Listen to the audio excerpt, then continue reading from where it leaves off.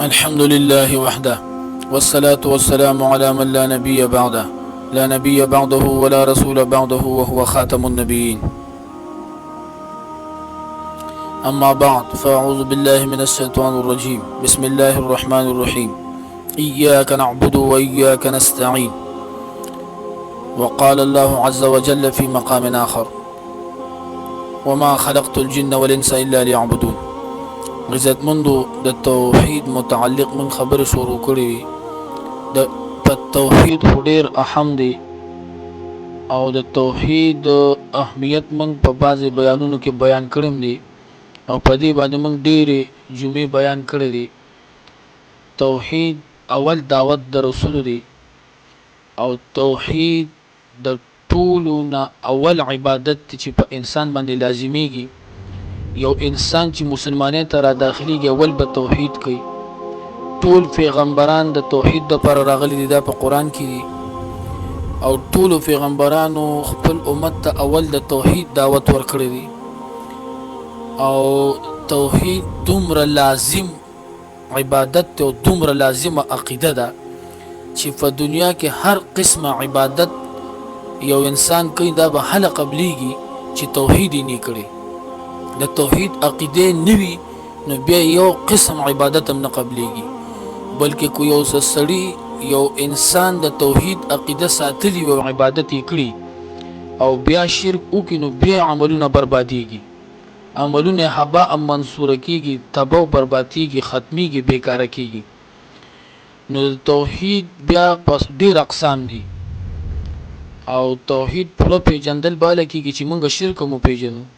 او په توحید کې یو دی توحید فی العبادت او قران کریم کې دې ته ډیر زیات زور ورکړی شوی دی او د عبادت الفاظ وروړي شوی دي د توحید په ځای کې.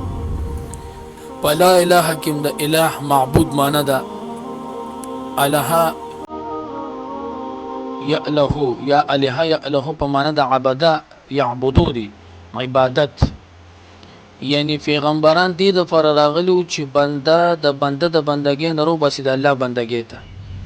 عبادت فلغت کې وی بندګۍ ته. عبادت لغوي معنی بعض علما دا کوي په معنی د ډیرو سولیدل او ډیرو استعمالولو سره یو جامع ډیرې استعمال شي او ډیرې وسولیږي نو دې تم صوب معبد وی عرب وی. نو اصل د عبادت معنی د بندگی او بندگی د سلور سيزونو نه جوړه ده.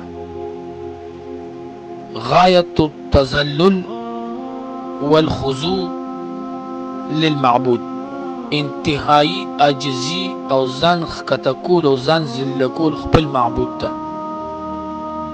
خاکساری، انکساری، عاجزی. غایت التذلل، غایت التواضع دا یو شو. دویم غایت المحبت، انتهایی محبت د خپل معبود سره. او دریم غایت الخشیت والخوف، انتهایی ير او خشیت د خپل معبود نه. او الرجاء التام من المعبود، یعنی د معبود نه د خپل رب نه پوره امید ساتل. او ارکان د عبادت چې د عبادت د سنه جوړ د علماء ذکر کړی دي چې هغه اته دي. یو غایت التذلل والخشوع للمعبود، انتهایی عاجزی او خاکساری کول خپل معبود ته. او نهایت التعظیم للمعبود، انتهایی تعظیم او عزت کول د خپل معبود.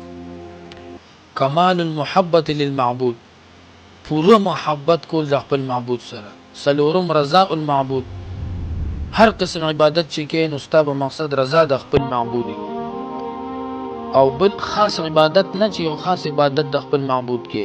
پنځم نمبر رکن الطاعه المطلقه للمعبود، هر قسم عبادت پکې او صرف د خپل معبود لپاره به کې. او شپږم الخوف الكامل من المعبود، پوره یره پکې د خپل معبود نه. او اوم نمبر الرجاء التام من المعبود، پوره امید بساتي چې دا رب ما بخي او د رب د رحم امید بساتي. او اتم نمبر دا عقیده باتی چې د زه د چا عبادت کوم د